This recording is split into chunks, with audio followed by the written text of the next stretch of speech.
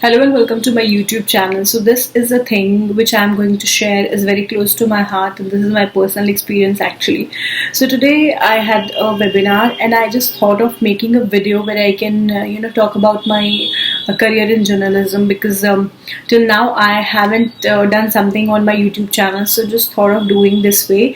अब मैं आपको एक छोटा सा वीडियो दिखाने वाली हूँ जिसमें मेरी 2008 से लेके अब तक की जर्नी आपको थोड़ी थोड़ी सी जो है वो नज़र आएगी, और आप खुद ही देख पाएंगे कि कितना ट्रांसफॉर्मेशन मुझ में आया है। और जिस तरह से मैंने खबरें जो पढ़नी शुरू की थी और अब मेरा कैसा काम है, वो आपको एक ट्रांजिशन फेज जो है वो दिखेगा।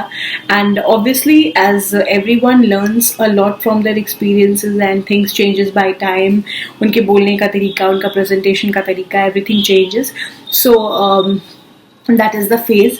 और मैं चाहती हूँ कि जर्नलिज्म के जो भी स्टूडेंट्स हैं, जो जर्नलिस्ट बनना चाहते हैं, पत्रकारिता में अलग अलग चीज़ों को करना चाहते हैं, वो शायद मेरे स्टॉक वीडियो से कुछ समझ पाएंगे कि उन्हें आगे क्या करना चाहिए और क्या क्या तैयारी उनकी पहले से होनी चाहिए। सबसे पहले आपको दिखाते हैं ये छोटा सा वीडियो।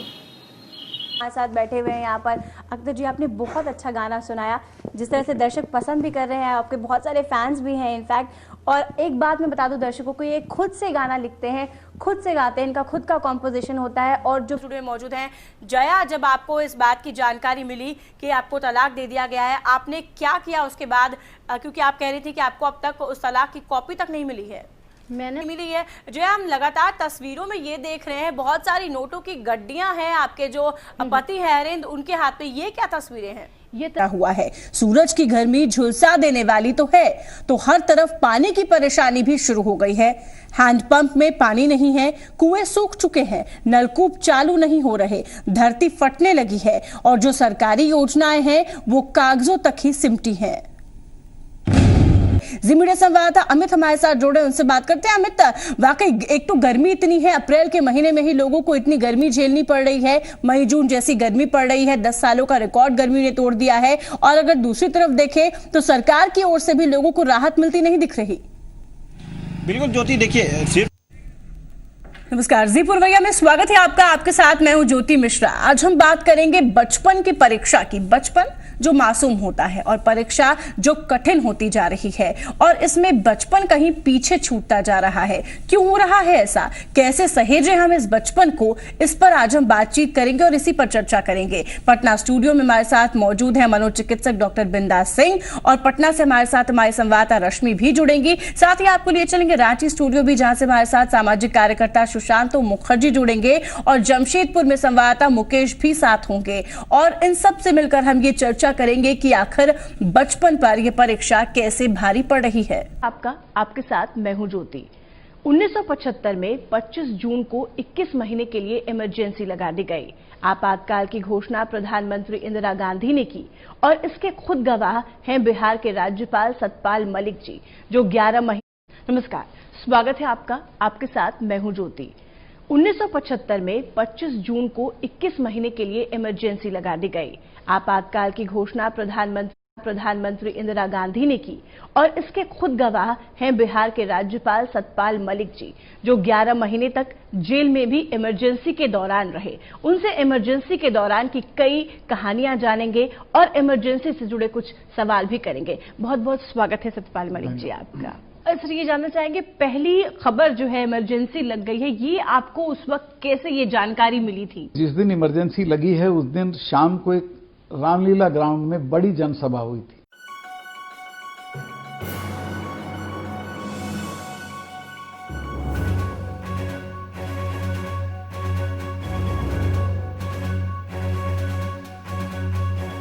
तो देखा आपने, एक्चुअली मैंने जब शुरुआत की थी साल 2008 में, मैंने 2005 से 8 तक अपना मास कम्युनिकेशन किया था विमेंस कॉलेज से, और उसके बाद 2008 में ही मुझे प्रकाश झा के चैनल मौर्या टीवी में काम मिल गया था, और तब से मैंने शुरुआत की।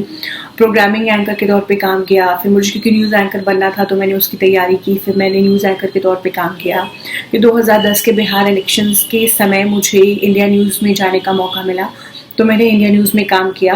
और इंडिया न्यूज़ में हम इंडिया न्यूज़ बिहार इलेक्शंस क्योंकि उस वक्त है, तो खास करके इंडिया न्यूज़ बिहार के लिए मेरा अपॉइंटमेंट हुआ था। लेकिन उसके अलावा मैंने India news Bihar, India news Haryana और इंडिया न्यूज़ जो नेशनल आप देखते हैं उसके लिए भी काम किया। और उसके बाद फिर लगा कि वापस अपने घर आ जाऊं, तो फिर वापस ही हो गई, पटना वापस आना हो गया, बिहार वापस आना हो गया।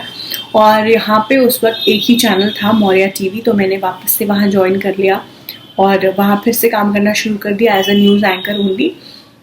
उसके बाद फिर कई जगहों पे काम किया, जिसमें जी पुरवैया है जो हमारा बिहार से, पटना से ही ऑन एयर होता था। इसके अलावा मैंने काम किया खबर भारती, जो एक एमपी का चैनल था। उस वक्त यूपी में चुनाव होने वाले थे, तो यूपी एमपी मर्ज करके वो चैनल चल रहा था। और इस तरह से करके कई छोटे बड़े चैनल से मैंने काम किया, पटना में, दिल्ली में, और अभी मैं फ़िलहाल काम कर रही हूँ यहाँ बिहार में ही एक बहुत बड़े नेटवर्क में। और लगातार काम करते रहना, खास करके बिहार में, अपने होम टाउन में, पटना में, कहीं ना कहीं सुकून देता है। क्योंकि मैंने बाहर भी काम किया है, तो मुझे ये डिफरेंस समझ में आता है कि अपने शहर में काम करने से जो सुकून मिलता है, जो लोगों के बीच रह के जो एक पीस मिलता है, वो शायद बाहर नहीं मिल पाता। But then it's okay, it all depends कि आपकी प्रायोरिटीज़ क्या हैं, आप कहाँ रहना चाहते हैं। एंड डेफिनेटली ऑप्शन ज़्यादा दिल्ली में हैं, क्योंकि शुरुआती दौर में ही जब मैंने पढ़ाई शुरू की थी और जो काम शुरू किया था, उसी वक्त मुझे किसी ने कहा था कि दिल्ली तो जर्नलिज्म का मक्का है। तो it is like that only. और आज भी जो लोग हार्डकोर जर्नलिज्म कर रहे हैं वो दिल्ली में ही रह रहे हैं। And obviously it is advisable कि अगर आप रह सकते हैं कहीं भी, किसी भी शहर में और काम कर सकते हैं, सो दिल्ली रहिए, क्योंकि वहाँ पे ज़्यादा ऑप्शंस हैं।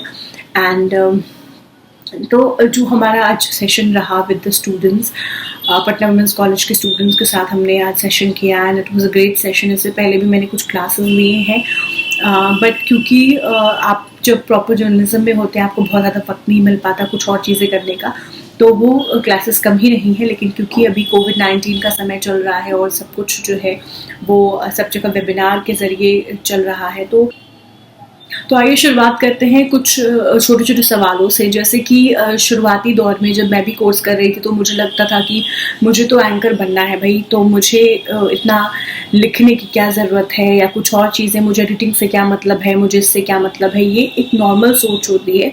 ज़रूरी है कि आप इस सोच से बाहर निकल के देखें, क्योंकि खास करके अभी का जो वक्त है जर्नलिज्म का, उसमें आपके लिए मल्टी टास्कर होना बहुत ज़रूरी है। अगर आप मल्टी टास्कर नहीं है, तो आपके लिए जो ऑप्शंस है वो बहुत कम हो जाते हैं। और अब जितने भी लोग रखे जाते हैं, वो ऐसा नहीं है कि एंकर्स जो है उन्हें रिपोर्टिंग नहीं करना होता, या रिपोर्टर्स को एंकरिंग नहीं करनी होती, या डेस्क के लोग को कभी लाइव पे खड़ा नहीं किया जाता। इट इज़ लाइक कि सब कुछ जुड़ा हुआ है और आपको सारा काम ऑलमोस्ट आना चाहिए।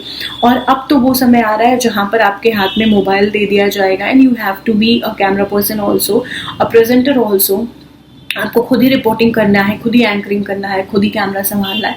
सो the coming new age journalism जो है वो ऐसा होते जा रहा है। So you have to be prepared for the new age journalism, जहाँ पे आपकी लेखनी भी उतनी अच्छी होनी चाहिए, आपका प्रोनाउंसिएशन, क्योंकि आपको प्रेजेंट करना है अपने आप को, चाहे वो किसी भी माध्यम से हो, चाहे अगर आप वेब पे दिख रहे हैं, आप टीवी पे दिख रहे हैं, आप यूट्यूब चैनल्स पे दिख रहे हैं, आप कहीं पे भी दिख रहे हैं, तो आपका जो प्रोनाउंसिएशन है, जो स्किल्स है, वो जो है वो बहुत शार्प होनी चाहिए। क्योंकि अब वो वक्त नहीं है जहाँ पे आपको चीज़ें बहुत ज़्यादा बिठाकर सिखाई जाएंगी, because the industry has grown up so competitive in these days. दूसरी बात मैं कहना चाहूँगी, जो जर्नलिज्म के बडिंग जो स्टूडेंट्स हैं और जो इस फील्ड में आना चाहते हैं, writing, reading and speaking, everything is connected. ये मैं जब भी मुझसे कोई स्टूडेंट अगर मिलता है या मिलती है, तो मैं सबसे पहले उसे यही कहती हूँ कि देखो, ऐसा सोचना बिल्कुल गलत है कि अगर आप लिख नहीं पाते अच्छा, तो आप बहुत अच्छा बोल लेंगे, क्योंकि बहुत अच्छा बोलने के लिए अच्छा लिखना ज़रूरी है, और लिखने के लिए पढ़ना ज़रूरी है। जब तक आप पढ़ेंगे नहीं, आपको नहीं पता होगा कि क्या सही लिखना होता है, क्या सही लिखने का तरीका है, और क्या सही बोलने का तरीका है। ये सब इंटरकनेक्टेड है। So you have to always speak right when you are in front of camera or presenting something, and at the same time you have to always right सही लिखना होगा, मतलब राइट करना होगा, तभी आप जो है वो इस क्षेत्र में अपने पाँव जमा पाएंगे। गलत लिखेंगे, चाहे हम शब्दों की बात करें, मात्राओं की बात करें, तो सवाल उठेंगे और ऑब्वियसली आपके लिए परेशानियां बढ़ेंगी। वहीं अगर आप गलत लिखते हैं दैट मीन्स कि आप गलत प्रोनाउंस भी करेंगे और फिर वो चीज़ें जो है वो आपके काम पे दिखेगा, आपके प्रेजेंटेशन स्किल्स पे सवाल उठने लगते हैं उसकी वजह से। यानी कि रीडिंग भी उतनी ही ज़रूरी है। रीडिंग कोई भी चीज़ अभी आप हैं, कॉलेज में हैं, आप कई तरह की किताबें पढ़े, because that will frame you. अगर आप बहुत सारे नॉवेल्स, बहुत सारी किताबें पढ़ते हैं तो वो आपकी पर्सनैलिटी को फ्रेम करेगा। इसके अलावा जब हम प्रोफेशनल लाइफ में आते हैं या अभी भी हैं तो आप अखबार पढ़ें, ज़्यादा से ज़्यादा ऐसे मटेरियल्स पढ़ें जिसमें आपको इंटरेस्ट हो लिखने का, ताकि वो जो लिखने का तरीका है वो आप फॉलो कर पाए कि लिखने का क्या तरीका होता है, क्या पैटर्न होता है। तो उसको जब आप फॉलो करेंगे तो आप समझ पाएंगे कि कैसे लिखते हैं, क्या लिखना है, क्या बोलना है और कैसे बोलना है। ये चीज़ें बहुत ज़रूरी है। चलिए बात कर लेते हैं बाइलिंगुअल होने की। तो अभी का ज़माना ऐसा है जहाँ पे बहुत ज़रूरी है कि आप बाइलिंगुअल हो। आपकी अंग्रेज़ी अगर बहुत अच्छी है तो हिंदी भी अच्छी होनी ज़रूरी है, और अगर हिंदी आपकी बहुत अच्छी है तो अंग्रेज़ी भी थोड़ी अच्छी होनी ज़रूरी है। क्योंकि बहुत बार जब बड़े चैनल्स पे हम जाते हैं तो वहाँ पर क्या होता है, जो हमें कॉपी दी जाती है लिखने के लिए, वो कॉपी अक्सर इंग्लिश टू हिंदी हमें करनी होती है या हिंदी टू इंग्लिश करने के लिए दी जाती है। तो उस वक्त अगर आप बाइलिंगुअल नहीं हैं या आप चीज़ों को कम से कम इतना भी नहीं समझ पा रहे हैं कि उन चीज़ों को ट्रांसलेट कर सके, तो आपके लिए परेशानी बढ़ जाएगी। और दूसरी बात की, बहुत से प्रेस रिलीजेस जो है वो आपको हो सकता है कि अगर आप इंग्लिश में दी जाती है तो उसको आपको पूरी तरह से कन्वर्ट करना होगा हिंदी में। तो इसलिए ज़रूरी है कि आप इतने तो कम से कम बाइलिंगुअल हों कि आप Hindi to English and English to Hindi, अगर चीज़ों को ट्रांसलेट करना हो, खबरों को बनाना हो, तो आप उतना कर पाएँ।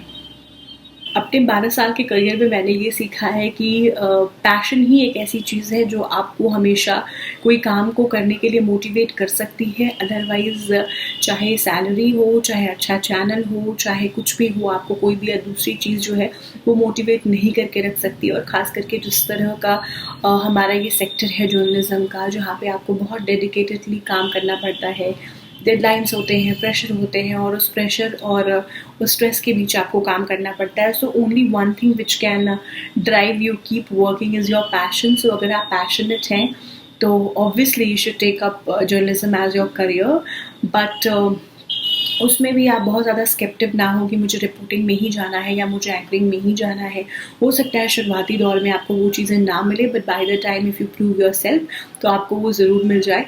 सो it is better to opt for whatever you get in your initial career stages, and later on you can decide कि आपको finally क्या काम करना है, and be passionate and be happy about what you are doing। अगर आप पूरे passion के साथ कोई भी काम करते हैं, और खास करके जर्नलिज्म के फील्ड में पैशन के अलावा कुछ नहीं है, so if you are passionate enough you can go ahead, and all the best to all the budding students।